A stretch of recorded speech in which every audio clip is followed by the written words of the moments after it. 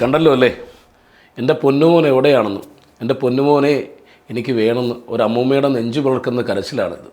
2 ദിവസമായി കേരളം ഉള്ളുപൊള്ളി കേട്ടുകൊണ്ടിരിക്കുന്ന കരച്ചിൽ. നിരനിരയായി വർണ്ണക്കോണകങ്ങൾ തെരുവ് തോറും ഉണക്കാനിട്ട് ഓരോ നിമിഷവും 1-ാം നമ്പറെന്ന് ഊറ്റം കൊള്ളുന്ന സർക്കാർ കൊന്നുകളഞ്ഞ 8ാം ക്ലാസ്സുകാരൻ്റെ അമ്മൂമ്മയുടെ കരച്ചിൽ. ഒരു നേരം പോലും നേരെ ചൊവ്വേ ഭക്ഷണം കഴിക്കാനില്ലാത്ത വീട്ടിൽ നിന്നും രാവിലെ അച്ഛൻ്റെ കയ്യും പിടിച്ച് സ്കൂളിലേക്ക് പോയ ഒരു കുട്ടിയുടെ തണുത്ത് വിറങ്ങലിച്ച ശരീരമാണ് ഇനി ആ വീടിൻ്റെ ഇരുളിലേക്ക് കടന്നു വരിക. അമ്മയേക്കാൾ കൂടുതൽ ആ മകനെ സ്നേഹിച്ച ഒരു അമ്മൂമ്മയുടെ കരച്ചിൽ. മനുഷ്യനായി പിറന്ന ഒരാൾക്ക് പോലും ചങ്കു പിടഞ്ഞു പറഞ്ഞു പോവാതെ ആ കരച്ചിൽ കേട്ടു നിൽക്കാനാവില്ല. മനുഷ്യനായി ജനിച്ച ആർക്കും ആ അമ്മൂമ്മയുടെ ഒന്ന് ചേർത്ത് നിർത്തി കരയല്ലേ എന്ന് പറയാൻ തോന്നിയിട്ടുണ്ടാവും.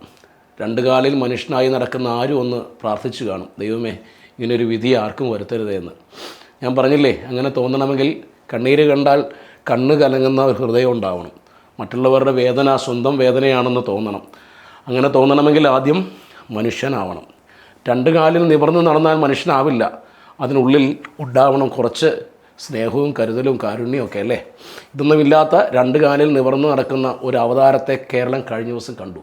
ചിഞ്ചു റാണി കേരളത്തിൻ്റെ മൃഗസംരക്ഷണ വകുപ്പ് മന്ത്രിയാണ്. ഒരു പക്ഷേ ചിഞ്ചു റാണി എന്ന പേര് നിങ്ങൾ ആദ്യമായിട്ട് കേൾക്കുന്നുണ്ട് ആയിരിക്കാം. പക്ഷേ കേരളത്തിൽ ഇങ്ങനെയൊരു മന്ത്രിയോ എന്ന് നിങ്ങളിൽ ചിലരെങ്കിലും ചോദിച്ചേക്കാം.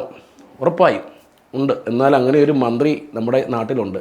പണ്ട് അടിമക്കമ്പോളത്തിൽ നിന്നും വിലപേശി വാങ്ങി നാവും വരിയും ഉടച്ച് യജമാനന്മാർ വിടുപണി ചെയ്യിക്കുന്ന അടിമകളില്ലേ, അങ്ങനെയൊരു പാർട്ടി അടിമയാണ് ചിഞ്ചു റാണി. പ്രിയപ്പെട്ടവരെ, ജീവിച്ചിരിക്കുന്നുവെന്ന് സ്വയം ബോധ്യപ്പെടുത്താനും നാട്ടുകാരെ ബോധ്യപ്പെടുത്താനും മറന്നു തുടങ്ങിയ അണികളെ ബോധ്യപ്പെടുത്താനും ശ്രീമതി ചിഞ്ചു റാണി വാവൊന്നു തുറന്നു. കക്കൂസു മാലിന്യം പൊട്ടി ഒലിച്ച പോലെ കേരളം മുഴുവൻ ദുർഗന്ധം പടർന്നു. എറണാകുളം തൃപ്പൂണിത്തുറയിൽ വെച്ച് നടന്ന CPI വനിതാ സമ്മേളനത്തിൽ സംസാരിക്കുകയായിരുന്നു അവർ. കൊല്ലം തേവലക്കര സ്കൂളിലെ മിഥുൻ്റെ മരണത്തിന് ഉത്തരവാദി മിഥുൻ മാത്രമാണ് എന്നാണ് അവർ പറഞ്ഞത് കേട്ടോ. തേവലക്കര സ്കൂൾ അധികൃതരും KCBയും ചേർന്ന് ഷോക്കടിപ്പിച്ചു കൊന്ന മിഥുനെക്കുറിച്ചായിരുന്നു ചിഞ്ചു റാണി പറഞ്ഞത്. അത് പറഞ്ഞപ്പോൾ കൊല്ലത്തു നിന്നും ജയിച്ചു മന്ത്രിയായ ചിഞ്ചു റാണി മിഥുൻ പഠിച്ചിരുന്നത് കൊല്ലത്തെ ഒരു സ്കൂളിലാണെന്ന് പോലും മറന്നുപോയി. മോശമല്ലേ? ഒരു മകനും ഒരു മകളും തനിക്കുണ്ടെന്ന് അവർ മറന്നുപോയി. മോശമാണ്. ഒരു സ്ത്രീയാണെന്ന് അവർ മറന്നു. താൻ മനുഷ്യനാണെന്ന് പോലും അവർ മറന്നു. മൃഗസംരക്ഷണ വകുപ്പ് ഭരിച്ച് മൃഗങ്ങളുടെ സ്വഭാവം ഒരു മന്ത്രി സ്വന്തം ജീവിതത്തിൽ പകർത്തിയതാവും ഒരു പക്ഷേ. എന്നാലും ജീവിതം സ്വപ്നം കണ്ടു തുടങ്ങിയ മിഥുൻ എന്ന 13 വയസ്സുകാരനാണ് അവൻ്റെ ഉത്തരവാദി എന്ന് മന്ത്രി പറഞ്ഞപ്പോൾ മന്ത്രി സ്വയം ചുരുങ്ങി ചെറുതായി ഒരു പാർട്ടി അടിമ മാത്രമായി. ഉറപ്പായും ഉള്ളിൽ നിന്ന് മാതൃത്വത്തിൻ്റെ കനിവും നോവും എന്നോ കൈമോശം വന്ന ഒരു പൂതനയാണ് നിങ്ങൾ. പട്ടിൽ പൊതിഞ്ഞുകെട്ട് സൂക്ഷിച്ചിട്ടും ചിതറിത്തെറിച്ച് പുറത്തേക്ക് ചാടിയ മന്ത്രിയുടെ ചെറ്റത്തരം നിങ്ങൾ ഒന്നുകൂടി കേൾക്കണം. കുട്ടികൾ സ്കൂൾ മൈതാനത്ത് കളിച്ചുകൊണ്ടിരിക്കുകയായിരുന്നു. അപ്പോൾ അതിൽ ഒരാളുടെ ചെരുപ്പ് ഊരിത്തെറിച്ച് സൈക്കിൾ ഷെഡിന് മുകളിൽ വീണു. കൂട്ടുകാരൻ്റെ ചെരുപ്പെടുക്കാൻ മിഥുൻ ഷെഡിൽ വലിഞ്ഞു കയറുകയായിരുന്നു. ചെരുപ്പെടുക്കാൻ നേരം കൈ വൈദ്യുത കമ്പിയിൽ തട്ടി മിഥുൻ മരിച്ചുപോയി. അതിന് അധ്യാപകർ എന്ത് ചെയ്യാനല്ലേ? ഇവിടെ ആണിനെ വിരിഞ്ഞ് പൊതിഞ്ഞ് കെട്ടി നിർത്തിയിരിക്കുന്ന കുറച്ച് നിയമങ്ങളുണ്ട്. എന്തു പറഞ്ഞാലാണ് എന്തു പറയാതിരുന്നാലാണ് സ്ത്രീപണനാകുക എന്നറിയാത്ത കാലം. അതുകൊണ്ട് മനുഷ്യരൂപം കൊണ്ട മൃഗസംരക്ഷണ മന്ത്രിയെ ഞാൻ നാവ് വളച്ച് അധികമൊന്നും പറയുന്നില്ല, പറഞ്ഞാൽ കൂടിപ്പോകും. എല്ലാവർക്കും അറിയാവില്ലേ? വൈകൃതം മൃഗക്കൊഴുപ്പിട്ട് തടവി തലോടി വഷളാക്കിയ മനസ്സിൽ നിന്നും സ്ഖലിച്ചു ചാടിയ വാക്കുകൾ നിങ്ങൾ ശ്രദ്ധിച്ചോ? മിഥുൻ കൂട്ടുകാരൻ്റെ ചെരുപ്പെടുക്കാൻ കയറിയതാണെന്ന്. അതായത് മിഥുൻ സ്വന്തം കാര്യത്തിനല്ല ഷെഡിന് പുറത്ത് കയറിയതെന്ന് മന്ത്രി പറഞ്ഞു വരുന്നത്. മന്ത്രിക്ക് അറിയാത്ത ഒന്നുണ്ട്. അവൻ കൂട്ടുകാരന് വേണ്ടി സ്വന്തം ജീവൻ മറന്ന് അപകടത്തിലേക്ക് ചവിട്ടിക്കയറും. അതവൻ്റെ ജീനിലുള്ളതാണ്, അവൻ്റെ രക്തത്തിലുള്ളതാണ്. കാരണം അവൻ്റെ വിശപ്പും മറ്റുള്ളവരുടെ വിശപ്പും അറിഞ്ഞാണ് വളർന്നുകൊണ്ടിരുന്നതും.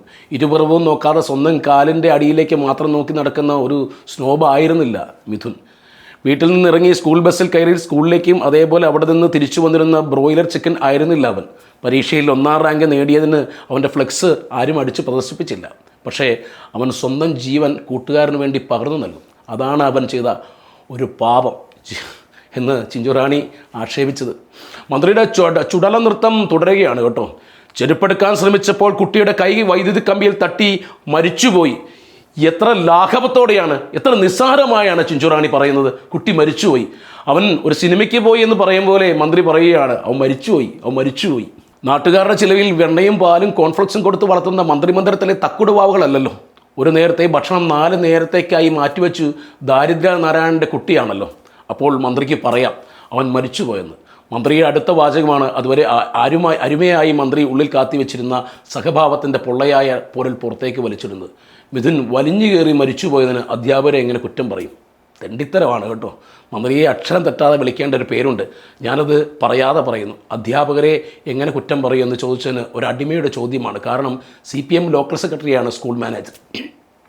ആര് ഷോക്കടിച്ച് ചത്താലെന്ത്, മുന്നണിയും ഭരണവുമാണല്ലോ മുഖ്യമല്ലേ? നിഷ്കളങ്കതയുടെ സ്ത്രീരൂപമായി ചിഞ്ചുറാണി വീണ്ടും ചോദിക്കുന്നു, ഇത്തരം സ്ഥലങ്ങളിൽ പോകുമ്പോൾ അപകടം വരുമെന്ന് അറിയണം എന്നില്ലല്ലോ എന്ന്. അറിയണം മന്ത്രി, അതിനാണ് അരിയിട്ട് വാഴ്ച നിങ്ങളെ മന്ത്രിയാക്കിയിരിക്കുന്നത്. 20-ലധികം സേവകരെയും ഇന്നോവ ക്രിസ്ത്യൻ തന്ന് നിങ്ങളെയെല്ലാം മന്ത്രിമന്ദിരത്തിൽ കുടിയിരുത്തിയിരിക്കുന്നത് ഇതൊക്കെ അറിയാനാണ് മന്ത്രി, അല്ലാതെ തിന്നും പെടുത്തും നേരം പോക്ക് നടത്തിയും നേരം കളയാനല്ല. ഇതൊക്കെ നോക്കാനാണ്. ചോദ്യങ്ങൾ അനവധിയാണ് മന്ത്രി, അതിനുള്ള മാനസികാവസ്ഥയിലല്ല ഞാൻ. അത് നിങ്ങളോടും ചോദിക്കും, ശിവൻകുട്ടിയോടും ചോദിക്കും, കൃഷ്ണൻകുട്ടിയോടും ചോദിക്കും.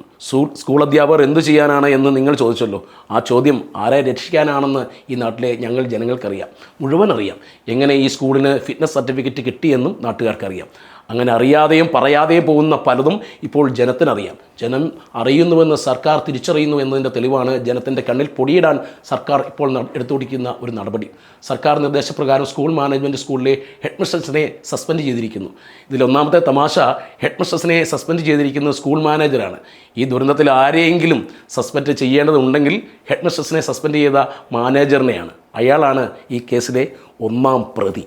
അയാൾക്കെതിരെ ആരെന്ത് നടപടിയെടുക്കാം അല്ലേ? പാർട്ടിയുടെ ലോക്കൽ സെക്രട്ടറിയാണ് മാനേജർ. നടപടിയെടുത്തത് തന്നെ തീർച്ചയായിട്ടും എടുക്കും. ഇന്നലെ മുതൽ വിദ്യാഭ്യാസ മന്ത്രി അടിക്കാരൻ ആണ്ടിയുടെ പുനർജന്മമായി പറയുന്ന ഒരു കുറ്റക്കാരെ ആരെയും വെറുതെ വിടില്ല, അവരെ നിയമത്തിന് മുന്നിൽ കൊണ്ടുവരും, തക്കതായ ശിക്ഷ വാങ്ങി നൽകും. പോരാളി ഷാജിയുടെ മൂത്ത സഹോദരനാണ് ശിവൻകുട്ടി എണ്ണൻ എന്ന് ആരെങ്കിലും ധരിച്ചെങ്കിൽ തെറ്റി. മന്ത്രിക്ക് കുറ്റക്കാരെ പിടികിട്ടി. സ്കൂൾ ഹെഡ് മിസ്ട്രസും പ്രിൻസിപ്പാളും രോഷം കൊണ്ട് വിറച്ച ശബ്ദത്തിൽ മന്ത്രി ചോദിച്ചത് കേട്ടില്ലേ? സ്കൂൾ ഹെഡ് മിസ്ട്രസ് എന്തായിരുന്നു പണി, അവർക്ക് എന്തായിരുന്നു ജോലിയല്ല, ഇതെല്ലാം നോക്കേണ്ടേ? പ്രിൻസിപ്പാളിന് എന്തായിരുന്നു പണി, ഇതെല്ലാം നോക്കേണ്ടേ? മാനേജറിന് എന്തായിരുന്നു പണി, ഇതെല്ലാം നോക്കേണ്ടേ എന്ന് വിദ്യാഭ്യാസ മന്ത്രി ചോദിച്ചില്ല. വെട്ടാൻ ഒരു ബലിയാടിനെ കിട്ടിയല്ലോ അല്ലേ? തൽക്കാലം എല്ലാവർക്കും പിരിഞ്ഞു പോകാം. പിരിഞ്ഞു പോകുന്നതിന് മുൻപ് ഇതുകൂടി ഒന്ന് പറഞ്ഞോട്ടെ. എനിക്ക് 2 പെൺപിള്ളേരാണ് ഉള്ളത് കേട്ടോ, സ്കൂളിൽ പഠിക്കുന്ന കുട്ടികളാണ്. അതുകൊണ്ട് പറയുവാണ്, ഒരമ്മൂമ്മയുടെ കരച്ചിലിങ്ങനെ നെഞ്ചിൽ വിങ്ങുന്നുണ്ടേ, പൊള്ളുകയാണ് അകം. ഉള്ളു നീറുന്നത് കൊണ്ട് കൂടി പറയുകയാണ്. നഷ്ടപ്പെട്ടു പോയ മകനെ ഓർത്ത് ഒന്ന് കരയാൻ പോലും ആവാതെ പകച്ചുപോയ ഒരച്ഛൻ്റെ മുഖം നോവായി നിറയുന്നത് കൊണ്ട് പറയുകയാണ്. ചിതയിലേക്കെടുത്ത് വെക്കും മുമ്പ് അവസാനമായി തൻ്റെ മകൻ്റെ മുഖം കാണാൻ ഓടിയെത്തുന്ന ഒരമ്മയുടെ വിലാപം വിങ്ങലായി നീറുന്നത് കൊണ്ട് പറയുകയാണ്, ഇനിയൊരു പുനർജന്മമില്ലാതെ നശിച്ചു പോവുകയുള്ളൂ നീയൊക്കെ. ഉറപ്പായും ഈ ദിവസങ്ങളിൽ കേട്ട അശ്ലീലം നിറഞ്ഞ 2 വിടല ചിരിയെ കൂടി ഒന്ന് പറയട്ടെ. മിഥുൻ്റെ മരണത്തെക്കുറിച്ച് പാർട്ടി സെക്രട്ടറി ഗോവിന്ദനോട് പത്രക്കാർ പ്രതികരണം തേടുകയാണ്. 2ാമത്തെ മകളുടെ കല്യാണ വിരുന്നിന് ക്ഷണിക്കാനും വന്ന പോലെ ഗോവിന്ദൻ ചിരിച്ചു. എന്നിട്ട് പറയുന്നു, അടുത്ത മെയ് വരെ പ്രതിപക്ഷത്തിന് പറയാൻ എന്തെങ്കിലുമൊക്കെ വേണ്ടതെന്ന്. ഇതൊരു തെണ്ടിത്തരമാണോ? പത്രക്കാർ ഇതേ ചോദ്യം മുഖ്യമന്ത്രി പിണറായിയോട് ചോദിച്ചു. ഏതോ ഒരു മൃഗം മുരളുന്ന പോലെ മുഖ്യൻ ഒരു ശബ്ദം ഉണ്ടാക്കുന്നു. ആ ശബ്ദം കേട്ട് വിധേയൻ എന്ന സിനിമയില്ലേ, വിധേയനിലെ തുമ്മിയെപ്പോലെ ഗോവിന്ദൻ ചിരിക്കുക, കൂടെ ഉണ്ടായിരുന്ന അണികളും ചിരിച്ചു. കൊന്ന പാപം ചിരിച്ചാൽ പോകുമായിരിക്കും. ഇനി എരിയുന്ന ചിതയിലേക്ക് അവൻ്റെ കുഞ്ഞ് ശരീരം എടുത്ത് വെക്കും മുന്നേ നിങ്ങൾ അവൻ്റെ വീട്ടിൽ ചെല്ലും. പെയ്തു നിറയുന്ന മഴയ്ക്കൊപ്പം കണ്ണുനീരിൻ്റെ നനവും പടർന്നു കിടക്കുന്ന എത്രയോ പകലുകളിൽ നിങ്ങളുടെ ഈ പകർനാട്ടം ഞങ്ങളെല്ലാം കണ്ടിരിക്കുന്നു. ആ അശ്ലീല രംഗങ്ങൾ ഇന്നും നിങ്ങൾ ആവർത്തിക്കും. ഒരു ഉളുപ്പും ഒരു നാണവും ഇല്ലാതെ. മാനമില്ലാത്ത നിങ്ങൾക്ക് എന്ത് നാണമല്ലേ? പതിവ് പോലെ ആ കുഞ്ഞിനെ നിങ്ങൾ വിലയിടും. 5 ലക്ഷം 10 ലക്ഷം. അവരത് മേടിക്കുന്നത് അവരുടെ ഗതികേടുകൊണ്ട്, അവരുടെ നിസ്സഹായത കൊണ്ടാണ്. ജീവിതകാലം മുഴുവൻ ആ പണത്തിൻ്റെ കണ്ണീരിപ്പ് അവരോടൊപ്പം ഉണ്ടാവും. ഓരോ ഉരുള ചോറുണ്ണുമ്പോഴും ഉണ്ടാവും അവരുടെ ഉള്ളിൽ കുറ്റബോധം. നിങ്ങളുടെ അനാസ്ഥ കൊണ്ട് ഓരോ ജീവൻ നഷ്ടപ്പെടുമ്പോഴും നിങ്ങൾ കൊടുക്കുന്ന ലക്ഷങ്ങളുണ്ടല്ലോ, അത് ചോരയുടെ കറപുരണ്ട ബ്ലഡ് മണിയാണ്. അതെ, രക്തത്തിൻ്റെ പണം, രക്തത്തിൻ്റെ വിലയുള്ള പണം. എന്നാൽ ഒന്ന് ഓർത്തു, എത്ര പണം കൊടുത്താലും നിങ്ങളുടെ കൈകളിൽ പറ്റിയിരിക്കുന്ന ചോരക്കറ മാഞ്ഞു പോകില്ല. ഇനിയൊരു ചെറിയ കണക്ക് കൂടി നിങ്ങൾ കേൾക്കണം കേട്ടോ. ആരോഗ്യ സംരക്ഷണത്തിൽ ലോകത്ത് 1ാം സ്ഥാനത്ത് നിൽക്കുന്ന നമ്മുടെ ഈ കൊച്ചു കേരളത്തിലെ ചില മന്ത്രിമാർ സ്വകാര്യ ആശുപത്രിയിൽ ചികിത്സയ്ക്കായി എഴുതി വാങ്ങുന്ന തുകയാണിത്. 2024 നവംബർ വരെയുള്ള തുകയാണ് ഈ പറയുന്നത്. ഇനിയും കൂട്ടാം. മുഖ്യമന്ത്രി 77,75,000 രൂപയാണ് എഴുതിയെടുത്തിരിക്കുന്നത്. വൈദ്യുതി മന്ത്രി 32,42,000 രൂപ. വിദ്യാഭ്യാസ മന്ത്രി ആവട്ടെ 19 ലക്ഷം രൂപ. ചിത്രഗുപ്തൻ്റെ പുസ്തകത്തിൽ പേരും നാളും എഴുതി തെക്കോട്ട് കെട്ടി പൊതിഞ്ഞെടുക്കാൻ സമയം കാത്തു കിടക്കുന്ന കുറേ പാഴ്മുളകൾ, അവരുടെ ആയുസ് നീട്ടിയെടുക്കാൻ ഞാനും നിങ്ങളും കൊടുത്ത പൈസയാണ് ഈ പറഞ്ഞ ഈ കണക്ക്. അപ്പോഴാണ് അവർ കൊന്നുകളഞ്ഞ ഒരു 13കാരൻ്റെ കുടുംബത്തിന് 5 or 10 കൊടുക്കുന്നത്. മുഖമുടച്ച് ഞാൻ തുപ്പട്ടെ കാർക്കിച്ച് തുപ്പണം നിൻ്റെയൊക്കെ മുഖത്ത്. പറഞ്ഞു തുടങ്ങിയത് ചിഞ്ചുറാണിയെക്കുറിച്ചാണല്ലോ. ചിഞ്ചുറാണിയെക്കുറിച്ച് തന്നെ പറഞ്ഞ് അവസാനിപ്പിക്കാം. 4ഉം 2ഉം 6 നേരം തിന്ന് മേധസുറ്റി ഇളകാൻ മടിക്കുന്ന ശരീരം ഇളക്കി നിങ്ങൾ കഴിഞ്ഞ ദിവസം സുംബ നൃത്തം ആടിയത് ഇനിയും മനുഷ്യത്വം മരവിച്ചു പോവാത്ത മലയാളികളുടെ നെഞ്ചത്തായിരുന്നു. അടഞ്ഞു പോവാത്ത കനിവിൻ്റെ ഒരു കനൽ ഇപ്പോഴും ഉള്ളിൽ, ചിഞ്ചുറാണി ഇപ്പോഴും ഉള്ളിൽ എവിടെയെങ്കിലും ഉണ്ടല്ലേ മന്ത്രി? ഒന്ന് ഓർക്കണം, നിങ്ങൾ ലജ്ജയുടെ മുഖാവരണം ഒട്ടുമണിയാതെ നൃത്തം ചവിട്ടിയപ്പോൾ നിങ്ങളുടെ സർക്കാർ ഷോക്കടിപ്പിച്ചു കൊന്ന മിഥുൻ മോർച്ചയുടെ തണുപ്പിൽ അതിൻ്റെ അകത്ത് ചലനമറ്റ് കിടക്കുകയായിരുന്നു. പാപബോധമോ പശ്ചാത്താപമോ ഇല്ലാതെ നിങ്ങൾ സുംബയ്ക്ക് ചുവട് വെച്ചപ്പോൾ അനേകായിരം കാതും അകലെ കരഞ്ഞു തളർന്ന ഒരമ്മ തൻ്റെ മകൻ്റെ ജീവൻ പോയ ശരീരം കാണാൻ കാത്തിരിക്കുമായിരുന്നു.